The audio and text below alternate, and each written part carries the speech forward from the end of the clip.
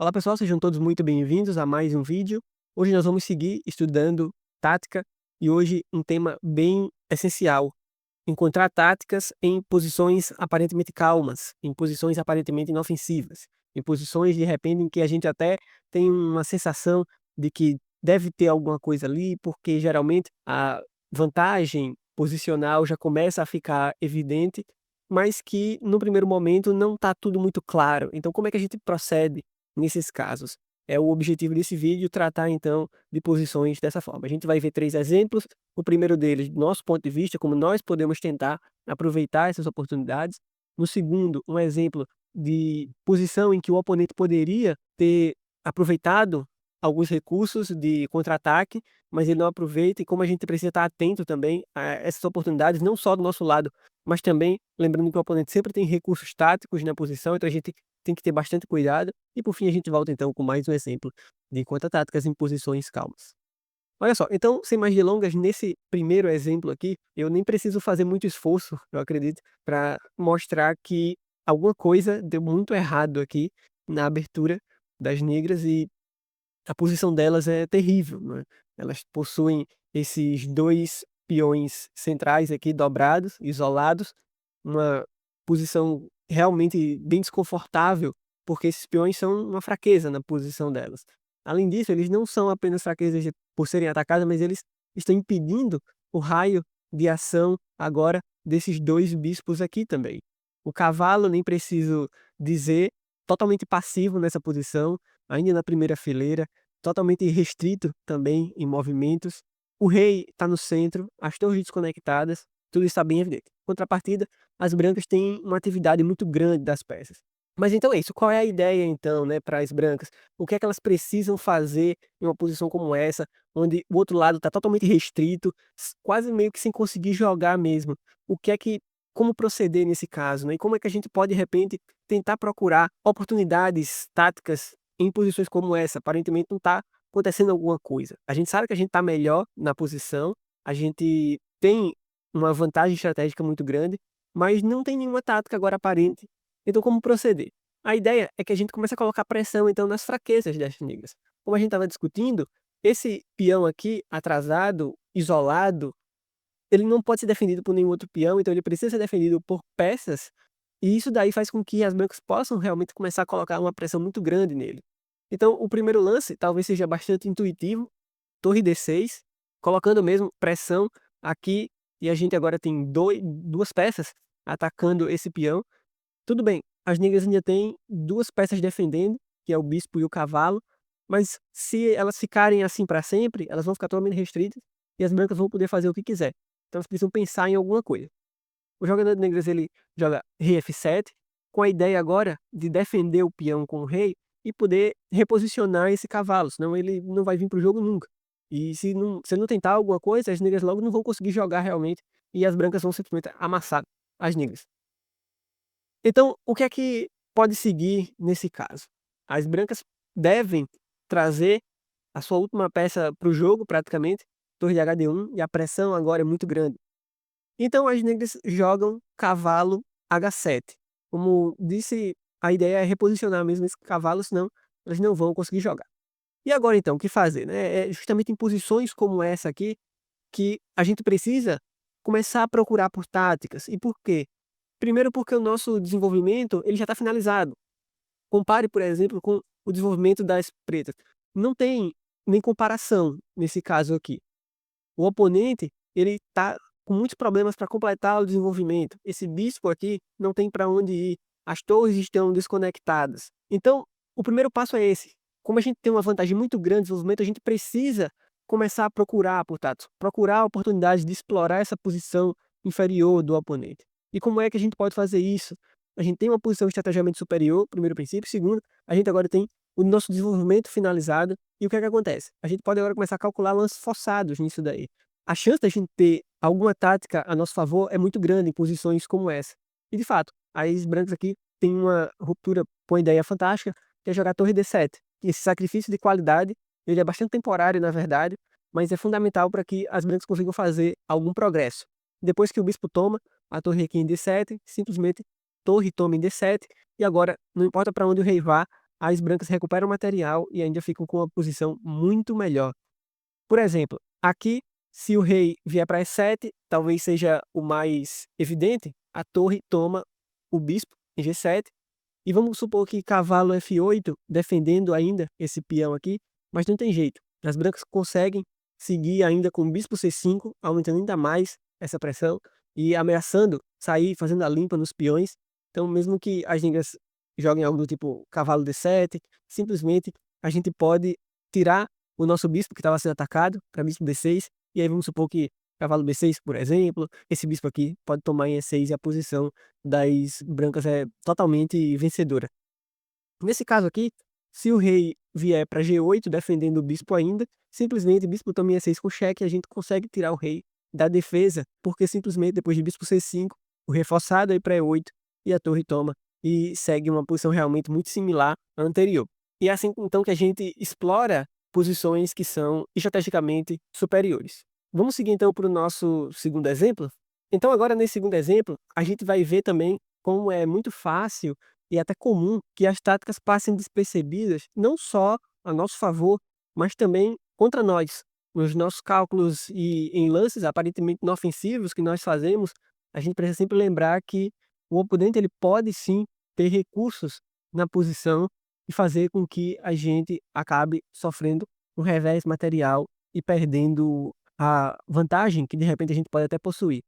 Nesse segundo exemplo aqui, jogam as negras e depois de cavalo F8, as brancas estão levemente melhores. A gente consegue ver que as brancas possuem bem mais espaço, as peças das brancas estão melhor colocadas, mas as negras ainda estão ok na posição. Porém, aqui, o jogador de brancas ele simplesmente faz o lance B4 nessa posição, que é um lance bem natural. Ele mantém esse peão aqui de C6 totalmente recuado, atrasado, bloqueando o bispo das negras, mas ele permite um golpe tático bastante interessante. Na partida, seguiu F6, na verdade. Depois disso, então, seguiu bispo H4, saindo do ataque, e as negras decidiram, então, migrar a sua atividade para a ala da dama, e depois de A3, torre A7, bispo C2, a manobra das brancas é bem interessante, porque depois que as negras dobram as torres na coluna A, simplesmente bispo B3, e depois das trocas de peões, o bispo das brancas está defendendo a casa A2 e não tem essa entrada. Mas o jogo continuou e a vida segue. Porém, o nosso foco aqui nessa posição, depois de B4, as negras quase encontraram a combinação correta, mas em vez de F6, na verdade, o lance F5, ele permite um golpe tático bem interessante. E às vezes parece difícil, né, para os jogadores iniciantes, talvez até intermediários, violarem um princípio que é justamente a segurança do rei. Quando é que a gente pode, então, violar esse princípio? Baseado no nosso exemplo aqui, a gente vê que nesse caso as negras podem sim, porque vale a pena, elas conseguem ganhar vantagem material, mas não só isso, elas ainda conseguem defender bem o rei delas. E como é que isso acontece? Depois que o bispo volta para C2, estava sendo atacado pelo peão, simplesmente as negras podem agora perseguir o bispo de casas escuras simplesmente jogando H6. A ideia é que depois que ele vem para H4, G5, se agora o bispo vier para G3, simplesmente F4, e agora esse bispo aqui já era, né? As brancas acabam perdendo o bispo, elas podem ainda tentar alguma espécie de contra-ataque com cavalo E5, mas não tem jeito. Depois que peão toma em G3, H toma em G3, essa aqui ainda é a melhor linha, talvez, para as brancas, a linha que o computador mais recomenda. Nessa posição aqui, na verdade, depois de G5, ainda é possível trocar o bispo por 2 peões, mas as negras, na verdade, estão até muito bem depois dessa posição. Por exemplo, eu venho aqui depois que o bispo toma em G5, simplesmente peão toma em G5, e aí agora se a dama toma, não tem nenhum ataque aqui para as brancas. Por quê? Porque as negras conseguem trazer a dama para G7. E agora a gente percebe porque no primeiro lance aqui desse exemplo, as negras jogaram cavalo F8. Essa defesa aqui só é possível justamente porque cavalo F8 foi jogado antes. O cavalo não fica mais na frente da dama. A dama agora pode vir para casa G7 defender. E aí, claro, acho que está bem óbvio, não é, que se as damas forem trocadas, as negras possuem a vantagem, principalmente por causa desses bispos aqui, olhando nessa diagonal. Tudo bem que o bispo de B7, por enquanto, está restrito, mas depois pode ser possível sim alguma ruptura, né? Quem sabe aqui trocar também com E5 antes, preparando para depois seguir esse avanço e esses bispos então vêm para a vida. Mas a ideia é que as brancas nessa posição não possuem nenhum ataque. Não tem problema nenhum das negras trocarem um pouquinho da sua segurança do rei por vantagem de material. Nesse caso é o correto a se fazer. E é por isso que a gente precisa ter sempre cuidado, né? Veja que depois de cavalo F8, um lance aparentemente inofensivo, não é B4, né, onde a posição está totalmente calma, bem tranquila, pode sim trazer complicações para a gente caso o oponente acabe encontrando a ideia correta, que nesse caso seria ganhar o bispo. Bom, e agora nesse nosso terceiro e último exemplo, eu gostaria de discutir e mostrar a você que a fase de meio jogo, quando ambos os jogadores estão praticamente com a abertura bem definida, completa, e agora começa-se a fase de manobra, ou de quem sabe buscar golpes táticos, é justamente nessa fase aí de meio jogo, geralmente começando além do lance 15, lance 20, dependendo da abertura, em diante, até o lance 25 talvez. Essa fase é onde geralmente ocorrem os golpes táticos. Na maioria das partidas é justamente nessa fase em que os jogadores podem começar a procurar oportunidades. Por quê? Justamente porque é a fase em que tem o maior número de peças no tabuleiro. Veja esse exemplo aqui. Praticamente só um par de peões foi embora do tabuleiro e o tabuleiro está bem cheio ainda, bem recheado mesmo de peças, e às vezes é até meio complicado, né, manobrar algumas peças, porque justamente com mais peças no tabuleiro tem menos casas disponíveis. Mas é justamente aqui nessa fase que você tem que começar a buscar variantes forçadas, seguindo justamente as ideias da sua abertura. Esse tipo de posição aqui, onde você pode até pausar aqui e começar a procurar alguma ideia, na verdade, aqui depois as brancas na posição jogaram G3 e agora sim você pode começar a buscar ideias, tá? É justamente em posições como essa, em que quando você está jogando uma partida, é que elas vão começar a demandar tempo. Geralmente, se você tiver um bom conhecimento da abertura que você jogou, você não vai precisar pensar tanto, você vai conhecer as ideias, vai ser mais intuitivo.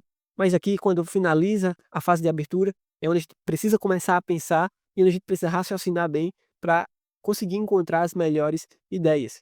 A lição que fica é não se desesperar nesse tipo de posição. Se você começa a desconfiar de alguma ideia tática, você precisa calcular e ver se essa ideia vale a pena ou não.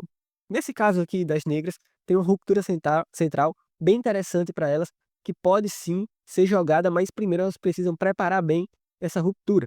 E como é que elas fazem isso? Vamos parar para pensar um pouquinho. Imagina só se as negras conseguissem jogar algo como E4, avançando esse peão, ganhando tempo em cima desse bispo, e quem sabe, quando ele saísse, a gente conseguisse avançar com um garfo no bispo e no cavalo, por exemplo. Seria bem interessante, não é? Mas é óbvio que não é possível fazer isso ainda. Por quê? Primeiro, existe esse peão central aqui, que não deixa o outro peão avançar, e também, mesmo que não tivesse esse peão, as brancas ainda possuem um controle muito grande nessa casa que é 4, com 3 peças de olho nessa casa. Inclusive, elas poderiam até trazer, quem sabe, uma torre em algum momento, mas não dá tempo. Por quê? Porque depois de G3, as negras têm um golpe tático bem interessante, uma ruptura bem comum nesse tipo de posição, que de fato deve ser executada imediatamente, que é justamente D5. Muito importante, praticamente um sacrifício de peão, ainda que temporário, para que seja possível executar essa ideia que a gente discutiu. As brancas tomam em D5, e agora a gente precisa começar a pensar, de novo, uma parte do plano já aconteceu, que foi remover o peão que estava na frente agora. Mas como é que a gente avança esse nosso peão aqui para E4? A gente ainda tem muita gente de olho nessa casa aqui de E4. Mas se a gente, de repente, conseguisse remover pelo menos um deles, já começa a ficar mais interessante, né? Então, como é que a gente faz isso?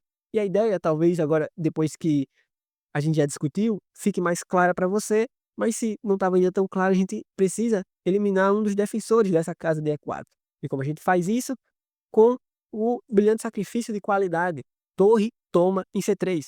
Esse tipo de sacrifício aqui, geralmente, ele é bem comum em algumas defesas, onde a coluna C fica aberta, preste muita atenção, muitas vezes na siciliana, algumas vezes na Caro-Kann, A ideia é que depois de torre toma o cavalo, então, e o peão retoma a torre, a gente agora sim pode, sem problemas, fazer esse avanço para E4. E claro, é importante que você consiga não só avançar de forma cega, mas ter calculado antes e conhecer as ideias, os padrões táticos desse tipo de posição. A gente vai analisar o bispo voltando para G2 já já, mas o que é que acontece então quando o cavalo captura o peão? Porque você vai dizer: olha, beleza, a gente tirou um dos defensores da casa E4, mas ainda tem 3 aqui de olho nessa casa e a gente só tem 2 por parte das negras, que é o cavalo e a torre. O que é que acontece nesse caso? E aí onde entra a visão tática. Olha só, quando o cavalo toma o cavalo, o bispo toma o cavalo, a gente tem um lance primordial que é cavalo F6. Nosso cavalo entra em jogo, aproveitando a cravada no bispo das brancas. Por quê? Porque agora, caso ele se mova, as negras capturam a dama das brancas. Uma opção para defender é jogar torre D4, mas aí agora a gente tem o nosso outro bispo que estava só esperando vir para o jogo, bispo C5. Ainda que a torre se mantenha na defesa do bispo aqui em E4, simplesmente agora a gente tem bispo toma, e aí agora não tem jeito. Depois que, por exemplo, o bispo toma em C5, simplesmente a gente retoma, uma dessas duas peças aqui vai cair, né? Aqui nessa posição também, depois de torre toma em C4, tem várias formas, na verdade, elas não precisam tomar esse peão aqui logo de cara, elas podem também tomar o bispo lá em cima, e depois que o rei retoma, simplesmente bispo toma em D5 com a mesma ideia, e uma dessas duas peças vai cair. Então aqui depois do avanço E4, as brancas também podem, se quiserem, trazer o bispo de volta para G2, ainda tendo uma qualidade e um peão a mais, mas não tem jeito, né? Porque agora a gente recupera material com E3. Você vai dizer, mas eu não estou entendendo ainda porque a gente pode fazer isso, uma vez que esse peão aqui vai ser capturado. Tem 2 peças das brancas e só a torre de olho aqui. Mas de novo, tenha calma e sempre fique atento aos recursos táticos da posição. Quando o bispo toma o peão em E3, simplesmente agora torre toma em E3 também. E agora quando a dama retoma, simplesmente bispo C5 e essa dama aqui já era. Bem interessante, não é? Então, de novo, recapitulando, quando é que a gente pode começar a buscar recursos táticos em posições calmas? Primeiro, quando a nossa posição ela é estrategicamente superior à do adversário. Segundo, quando a nossa vantagem de desenvolvimento é também muito evidente e o adversário ainda não tem o desenvolvimento bem definido. E por fim também, quando ambos os jogadores completam as suas aberturas, que tem muitas peças do tabuleiro, geralmente ali do lance 15 em diante, lance 20 em diante. Essa é a hora de começar a buscar padrões táticos na posição. É a hora em que tem mais peças no tabuleiro e às vezes elas podem ainda estar meio descoordenadas, algo do tipo. Então, gaste seu tempo buscando boas ideias e você não vai se arrepender. Espero que você tenha gostado desse vídeo. Se você gostou, confira aqui do lado mais vídeos sobre tática. Tem um vídeo muito legal sobre como estudar tática da forma correta que eu preparei especialmente para você. Forte abraço, até a próxima.